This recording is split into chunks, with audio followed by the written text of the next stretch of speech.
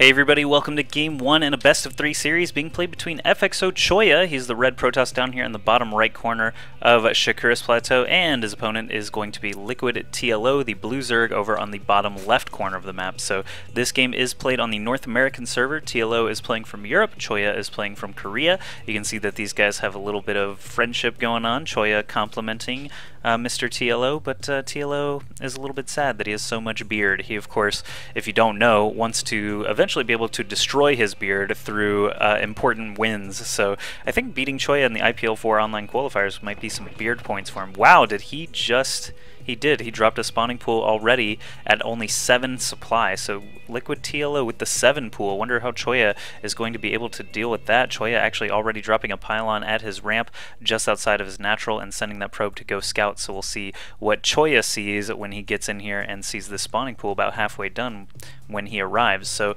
yeah, this series is being played for the round of 128 for the IPL4 online qualifier number 2. There were only 2 online qualifiers, so it is do or die for both of these guys. There are no more online qualifiers after the second one, so only the top 2 will qualify for the IPL4 live event in Las Vegas. But Choya is acting as sort of a coach over at the FXO. I say sort of a coach, he actually is a coach over at the FXO house in South Korea. TLO did spend some time in Korea a while ago, played in the GSL if you'll remember, and Choya did just see that spawning pool, so now he's going to have to decide what is he going to do now that he's seen the spawning pool. He's going to build a forge already and get another pylon up here behind his mineral line, so the forge wall off most likely not going to be done by the time all these lings arrive, as they are already starting to pop out.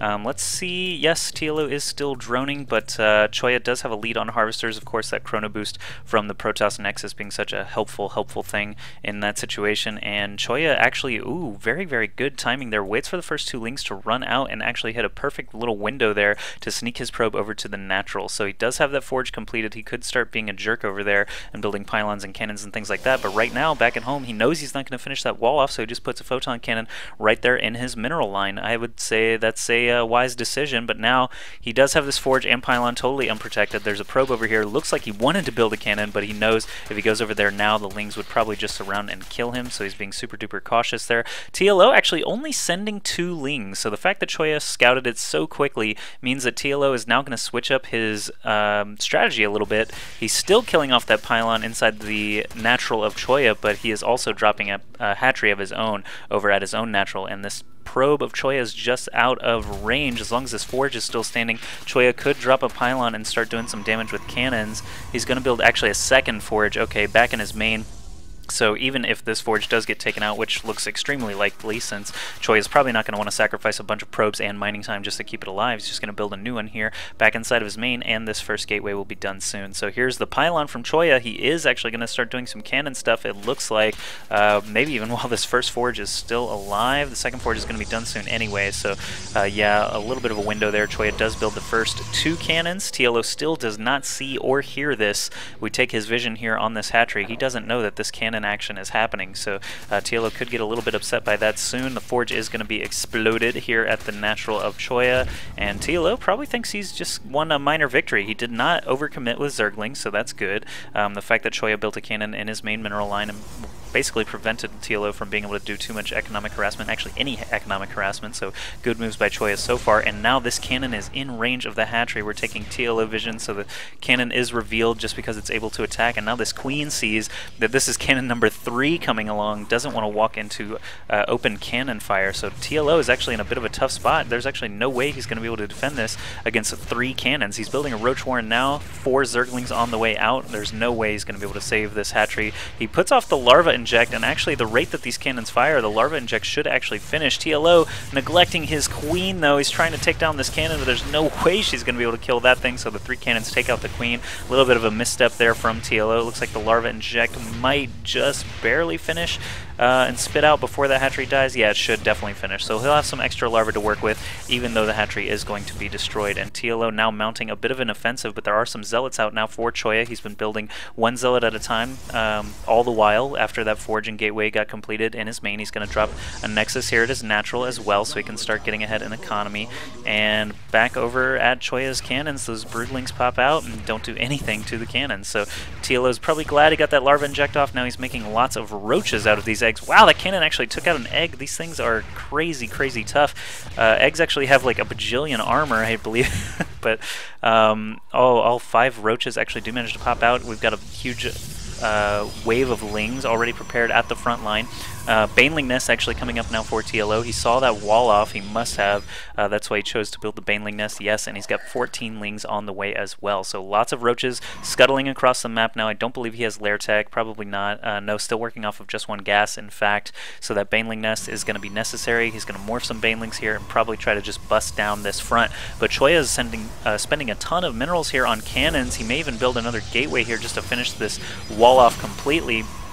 Lots of cannons, 4 cannons here, and only 5 roaches for TLO. So he's going to try and take out these zealots just with some kiting methods, but Choya actually has a lot of wiggle room here to back off into the cannons, keep these zealots alive. Still no cybernetics core from Choya. He's spending a lot of money on photon cannons and now some extra assimilators here so he can get that gas income going. The cannons over here still standing. TLO not trying to retake that, just instead massing up lots of banelings now. We can look at the units tab. He's already got 7 created. Here come 2 more. Is he going to try and run up the ramp right away? He would need all those banelings to hit these zealots and cannons if he has any hope of winning that fight. So he's going to wait for some more gas to come in, build up more and more banelings, and we'll see how Choya actually reacts to that. What is going on here? He's building a hatchery. TLO is building a hatchery in what I like to call the armpit expansion here on Shakur's Plateau, right outside of Choya's natural. I don't know if Choya realizes this. I'm going to take his vision. No, he actually has no idea that the hatchery is going up right outside of his base. Another gateway is going to come in to try and finish off this wall off, as well as a replacement pylon for the one that just went down. Even though these roaches can hit it, it is going to delay them a little bit. Choya just cancels it, gets most of the minerals back. TLO is still making 1 or 2 banelings at a time. Once this hatchery comes up, I'm really curious what TLO thinks he's going to do. Is he going to macro up and just keep this contain going forever, Terran style? I mean, Choya being trapped on 2 bases wouldn't be the worst thing in the world for TLO. He could actually freely expand basically everywhere except for where these cannons are. He could actually eventually even deal with the cannons. So this is an interesting position he's got Choya in at the moment. TLO is actually up by 15 supply and forcing cancels on all of these front lines. I'm wondering how long before TLO actually tries to roll up there and destroy all these cannons and zealots. It seems like this contain could last forever at this point. Units tab shows 36 drones, only oh, sorry, we got banelings going on here. Force field does go down, but it's not enough to protect the gateways. Still only a few banelings remaining, and they're not going to be able to take out all the cannons. We do have roaches and lings surrounding this sentry now and taking it out. Probes blocking the ramp. Very quick move there by Choya, and these 4 cannons are doing so much damage to all these lings and roaches. There's now only 1 roach left standing, and the probes are going to use their plasma cutters, their particle beams, to take down that last roach and those last lings, and Choya's just going to rebuild the wall right where it was, and TLO is going to GG after losing his entire army. He only had 20 drones that entire game, stopped droning completely after he was shut down at the natural, so Choya takes game 1 here. This is a best of 3 series though, so TLO has a chance to fight back. A little bit of an interesting scenario there with that hatchery. I'm really wondering if he had kept that contain going for a lot longer, what would Choya really be able to do about it aside from massing up that Tier 1 Protoss Death Ball? So TLO, interesting decisions there. Kind of a strange game overall. Let's go into game 2 now and see what happens next.